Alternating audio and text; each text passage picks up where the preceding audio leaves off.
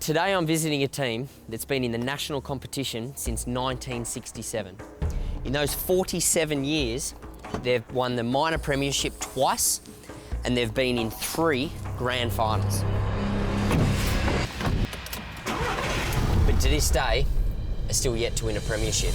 To add to that frustration, in recent times, there have been some off-field issues, which has led to a complete restructure of the club and obviously increased pressure to perform. Today, I'm going to find out how bad these players are willing to hurt to achieve their goals. When I train with the NRL side, the Cronulla Sharks.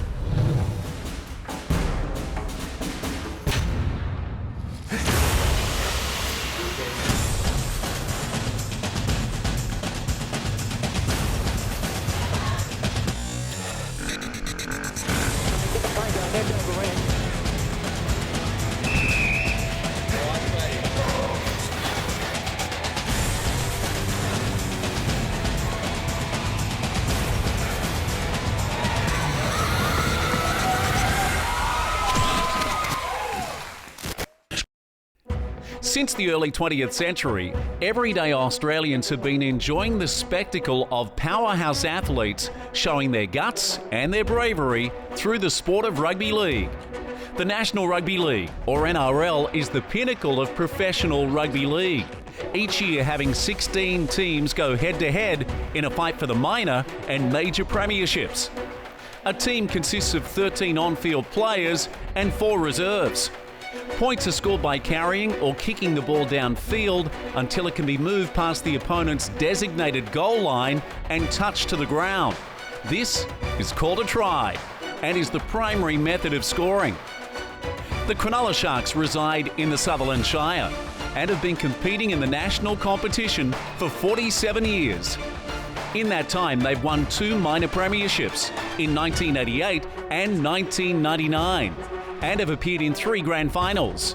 Yet despite these achievements, the Sharks are yet to win a major premiership. After off-field controversies and disappointing results, the Sharks look to turn their fortunes around by implementing an entire club restructure and overhaul of personnel. With fresh coaching staff and a squad stacked with talent, the Sharks believe they're on track to have a premiership-winning season. Let's see how Matt Murphy goes, training with some of rugby league's best. We've come down to a small training pitch in the Sutherland Shire. The Cronulla Sharks squad is all arriving, and head sports trainer Mark Noakes is fitting them all with a GPS tracker. Every player's got one, so what we do at the end of the session, we'll download all the data. The coaching staff collect data such as speed, distance, and speed zones. Getting individual data on every single athlete can be a huge advantage, especially when you're talking about tracking data for 30 athletes. It's not only beneficial for pre-season, but also players dealing with injuries. So it does give us a lot of feedback. Very good for rehab runners when we only want them to hit a certain speed and maintain that speed and not run over. The squad then splits up into smaller groups to begin the warm-up for the day. My group is led by assistant strength and conditioning coach, Aaron Scully. We're just doing our leg swings just to loosen up our hips and our groins, just a sort of bit of a dynamic stretch just to get some movement, increase our range of motion. After our unders and overs and leg swings, my group moves across to phase 2 of the warm-up with Andrew Gray, who's the physical performance manager. He gets us doing some dynamic stretches. We then move into phase 3 of the warm-up, which is all based around utilising a power band and going through activation of the different glute muscles. Conditioning coach Rob Leslie leads this part of the warm-up. I can already say that this is the longest warm-up that I've ever experienced in Search4Hurt. After a few variations with the band, I even get to show off my best robot dance. With all the numerous components of the warm-up complete, it's time to move on to the main set. Obviously there's part of the field sessions today that you're not going to be involved with, but what we're going to do today is what our rehab guys will generally be doing, or what guys that we don't want to run for whatever reason. It might be because they've done a lot of running during the week or they've got a little niggly injury. So we're going to do a field strength session that's going to simulate some of the contact and wrestle that you'd otherwise be missing out on. Rob's circuit involves a combination of pile driver squats, battling ropes, kettlebell cleans, Bulgarian bag pullovers, aqua ball presses, and a variation of a slightly higher upper body Russian twist. I start with 40 seconds of work and 20 seconds of rest. Let's go. Chest up. Open up the shoulders. Right, chest high. Good range in the squats. Excellent. Standing tall. Let's go, mate.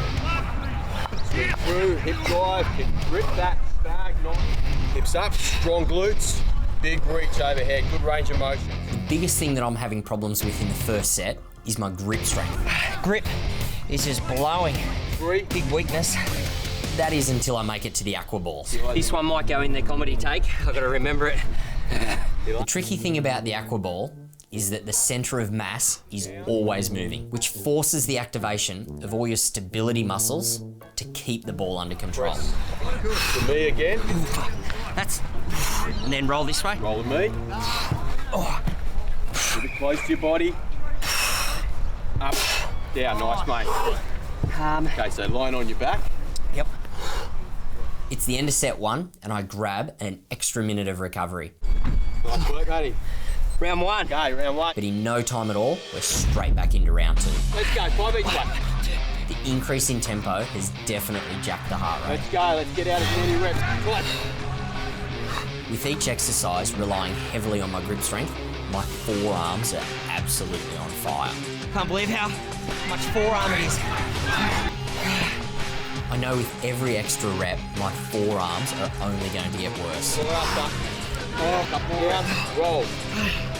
God, nice work, Matty. Go. I've completed my session with Rob and my arms feel like dead weights. Now I join up with the rest of the team as Andrew takes them through a descending ladder of shuttle sprints.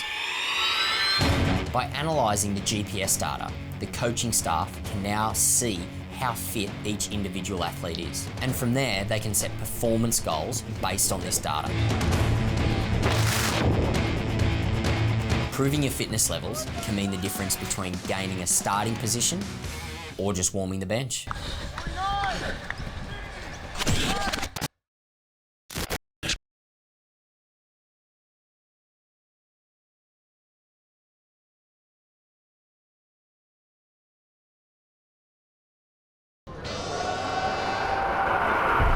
After a merciless strength and conditioning session, we now head over to the Sharkies gym, located at Ramonda's Stadium. The venue boasts all of the top-of-the-line gear. I can imagine the boys throwing down some pretty solid efforts inside these walls. I've arrived ahead of the squad so I can get a little bit of an idea of what I'm in for today. Before all the boys get here, and it becomes a bit busy, can you run me through what we're actually going to be doing in the gym today? Yeah, so today's session is a lower body strength session. Obviously keeping in mind that the boys did a pretty full-on field session this morning, so the legs are going to be feeling pretty heavy. We've structured the week such that, while today's still a heavy session, it's not our biggest lower body session of the week. Our biggest lower body session of the week is on a Saturday, when the boys are a little bit fresher. Today we're going to do it's at the same stage heavy, but lifts that are comparatively lighter. After the morning session, my legs are definitely feeling fatigued, and I'm soaking up as much recovery time as I can. Before we hit the heavy weights, the team arrives and Rob takes us through a set of dynamic warm-ups. Woke up early this morning, love me now. I got out my bed early this morning, just for the rooster crow day. Basically just activating through his glutes and his hamstrings. So just here you will see when he gets down in the squatting position, it's forcing him into a stretch. And then he's got to switch those glutes, switch those hammies on to get his hips forward. Warm-up, done. Rob gathers the team together to outline the exercises that will be undertaken and also the recovery process. So we're going to start with 3 even groups. It should only really be 2 on each platform. So we'll split up into front squats, Romanian deadlifts and power cleans. We have 2.5 minutes recovery between each set. When we've got through those, we'll just do a superset of rocket squats and cable high to lows. There's a few guys that are modified.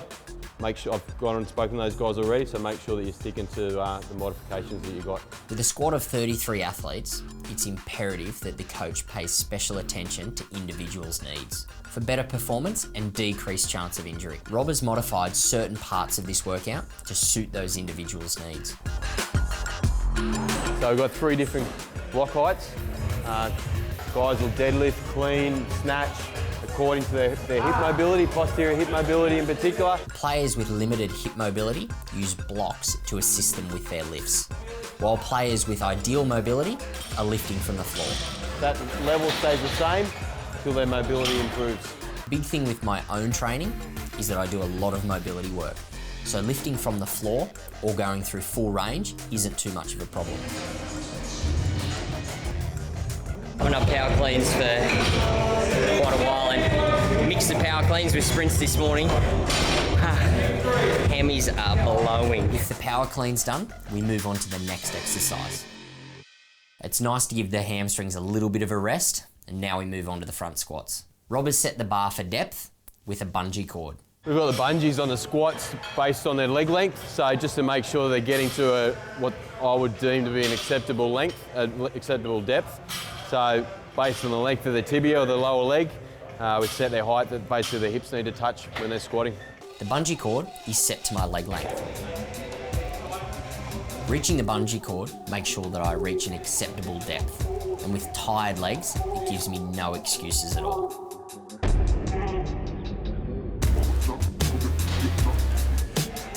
Lifting heavy on legs that are already super fatigued is not ideal. It's kind of frustrating because you can't lift to your true potential. Can you see the weight that some of the boys are doing? I'm only doing 50 and I think some of the boys were well over 100, well over 100.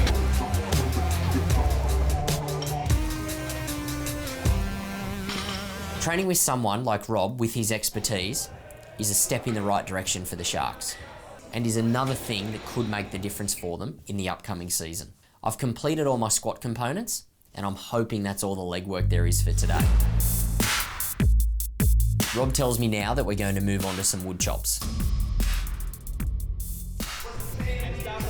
This full body exercise is included to increase trunk stability, hip strength, and rotational strength.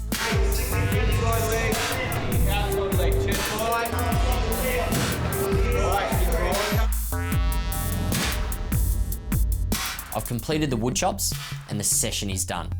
Looking around the gym and the hard work that the whole team puts in is very inspiring. Before they leave for the afternoon, I caught up with new signing Michael Innes, who missed the grand final with his former club due to injuring his foot. We've done through all the recovery and all the rehab now and basically back on the field into full training, so just building the load up of training as we go, and it's been good. Do you find that even, this might sound a bit weird, but a blessing in disguise almost that you were able to, I guess, get some time away from footy? Yes, the injury occurred, yes, the operation had to happen, but, the motivation level picks up even higher than it was? Yeah, definitely. I missed the grand final last year because of it, so obviously the motivation is extremely high being in a new club, and with a really good squad that we've got here, there's a lot of excitement around and a good energy. Starting with the new club, while coming off the back of an injury, would be testing for any individual. But Mick goes on to tell me about the great energy that is surrounding the club with the new restructure. As I said, you can feel a really good energy from the players that have been here previously, and obviously a lot of excitement for all the new guys coming here. But the facility here, through the changes, I obviously can't comment because I wasn't here beforehand, but walking in here on day one to see the equipment and that they've got in the gym here is as good as any club in the competition. That's good. Well, mate, good luck this season. Thanks, mate. And fingers crossed, See how we go. Turns out really well. And When we come back, Matt hits the grandstand with physical performance manager Andrew Gray and the G-Train, New South Wales State of Origin captain Paul Gallen.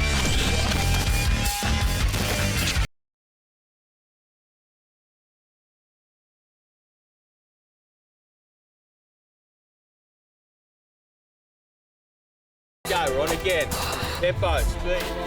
My day training with the Cronulla Sharks has been a long and exhausting one. After an ambitious strength and conditioning training session that blew my forearms to pieces, grip is just blowing.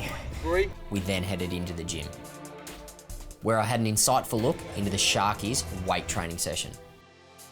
I took the opportunity to sit and have a chat with Paul Gallen and Andrew Gray. So, Paul, you captained New South Wales through an 8-year drought. Mate, is this, I guess, the highlight of your career? Yeah, it's certainly the highlight, you know, team-based sport. You know, I've won World Cups and 4 nations, but being in that side for such a long time and under the immense pressure that we were to come through the victory was, you know, it was great for not only myself but for all the New South Wales. You know, the young kids, 6, 7, 8, 9-year-olds who've never seen a New South Wales victory. Yeah, so it certainly meant a lot more to me than just my individual performance. It was a really good team performance and something that I want to do again. Not only is the G-Train a well-respected rugby league player and State of Origin champion, but like many other rugby league players, has had a career off the pitch in the sport of boxing. You know, I enjoyed boxing as a kid. I just did it at, you know, local PCYC just purely for fitness. Never had any amateur fights, and then the opportunity came up probably about 3 or 4 years ago to fight some All Blacks in charity events, and ended up winning them, and so I went into the professional area, and I've had 3 fights now and won all of them. And look, I'm not going to make a career change or anything like that, but I certainly want to have a few more fights, and then hopefully one day lead up to the big one when me and Sonny Bill, hopefully. That's probably the end goal for me. As far as the training goes, look, I generally do it out of football season, so I don't try not to mix the two too much. It became a bit hard the last couple of weeks for my last fight because it wasn't until late January, and I was well into the pre-season with the Sharks. So generally I just did my pre-season training with Cronulla all day, then when I did my sparring or boxing at night. So by the last week or two before the fight, I was starting to get a bit tired. The of Carrigan Bay. He was fast. Ennis with a pillar. Oh, good shot on Gallen. The average height and weight of a rugby league player has been on the rise since 2004. The typical stature for a winger was around 180 centimetres and around 90 kilos, versus now where they're 5 kilos heavier and 6 centimetres taller. These guys are big athletes which require big engines. I asked Paul about his nutrition for not only his football, but also his fighting life. Yeah, look, I generally try to eat healthy, a lot of vegetables obviously at night, fruit throughout the day. Try to eat probably every 2 hours up until about 3 o'clock, and then just maybe have a small snack mid-afternoon before dinner. Look, I still enjoy, you know, pizza maybe once a fortnight, but generally I try to eat as healthy as I can. And I'm pretty lucky with my weight. I can put on weight reasonably easy, and I can lose it pretty easy. I'm always around the 104 sort of kilo mark, so my weight's okay there. The big thing for me is sleep. I think that's really important. You know, I do a lot of ice baths, a lot of stretching every night, but the most important thing for me is sleep. If I get a good night's sleep, I'll wake up the next day, you know, feeling good. If I don't, I don't feel that good at all. With the NRL season only a week away from kickoff, I asked Paul about that elusive premiership. We've had a really good pre-season. We've trained really hard. We're strong, we're fit, and as I said, we're very hungry and ready to go. So we're really excited about this season, and you know, if we can play well, and if we play to our potential every week, we'll be hard to beat every week, and we can certainly make the semi-finals. So I suppose that's our goal for the year. After Paul had to head off, I sat with Andrew to ask about Cronulla's restructure. I guess take us through what the biggest changes, you know, I guess to the club's preparation for this year's season are. I guess the biggest change has probably been in personnel. New staff on the performance side, a new CEO at the club with a lot of new ideals, and obviously some new very important players to the team, hopefully, to the cause this year, with Mick Ennis coming on board, Ben Barber, guys like Jared Beale and many more. So a lot of new faces, a lot of new staff, and maybe some new training practices. How does the Planers training differ for the position that they're playing out on the field? That's a good question. I mean, they're all running combat athletes. They're all doing essentially the same things, but there is quite a bit of difference between the workload of, say, Paul Gallen in the middle of the field and Mick Gordon at the back of the field to Benny Barber in the halves. The subtle differences in the length of the accelerations they do, the frequency of those accelerations, the intensity of the contacts, the amount of times they get off the ground, all those sorts of things. So with technology around these days, like, you know, video that's been around for a long time and GPS more recently, we get a pretty good idea of what a player needs to do in a match, in that situation. That's not to say that we go and train that situation exactly, but we know what qualities we need to try to improve. And then we systematically work through figuring out how good each player is at those individual qualities, and we start with the one that they're poorest at, and we really work on those. So I guess, yeah, there are positional group variances in the way we train the guys, but there's also individual variances in the way that we train these guys, and we try and work on the things that they're worst at, because that's where the improvement is. When we return, it's challenge time for Mr. Murphy. But will he have the skill to catch the pill?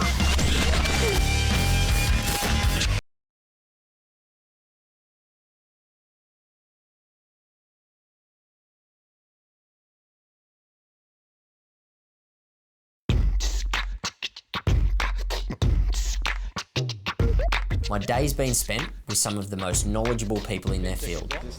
Every play. And I've definitely found the hurt. Right, Andrew, so we've come out on the pitch. Mate, introduce me to my challenge. So I'll introduce you to Cole Flanagan, under 18s halfback. He's going to be kicking bombs for you. There's a little bit of wind around today. We want you to catch as many as you can out of 10. Yep. For everyone that you catch, you can stand there and be ready for the next one. For everyone that you drop, I need you to do a 10 back, 20 back, 30 back shuttle, hitting the deck on the 10, the 20 and the 30 metre line. So there'll be a little bit of fatigue come in for everyone that you drop and we'll see how you go. So if I drop the first one, I'm going to go into number 2 fatigue, so it's going to increase my chances of dropping it again. That's right. All right, so Kyle, if I drop one, once I finish the shuttle, what recovery are you going to give me until you bomb the next one? Not much. Thanks, Kyle. We knock it back and forth a few times before we get stuck into the challenge. Like most Aussie kids, I've kicked the footy around once or twice in my time, so it's not an unfamiliar thing for me. But catching 10 out of 10 bombs while under this kind of fatigue might be a few more balls than I can handle. We've made sure we've warmed up so you don't get injured after dropping a few bombs on me, mate. Let's see what you got. Let's do this. I make my way to the final 10 and Kyle gets ready to unleash some bombs. Starting strong is going to be crucial because I don't want to be gassing out my legs early on. First one goes up, and my plan of starting strong just went out the window.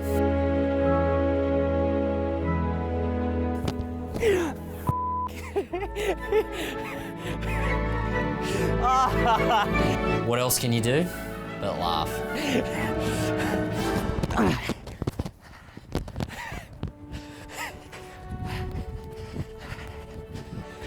That's one, none of one.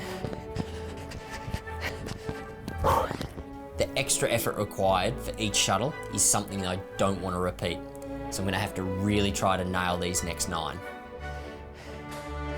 Number 2.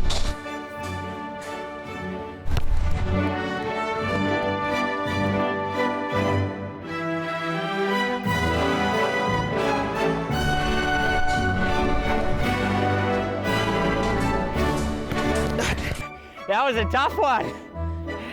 I've caught 3 out of 4, and I've got the sense that Kyle's going to try to make the next few a little more difficult.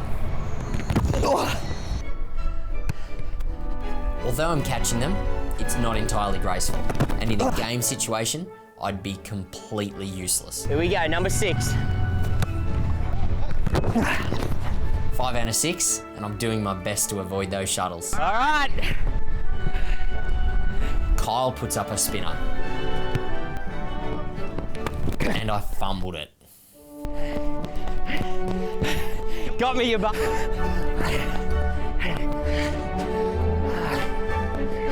I complete my shuttles, and Kyle decides that's enough recovery for me.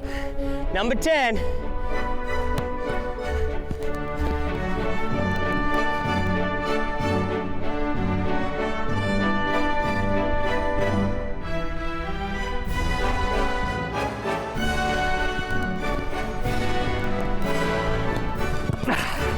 Damn you, Kyle.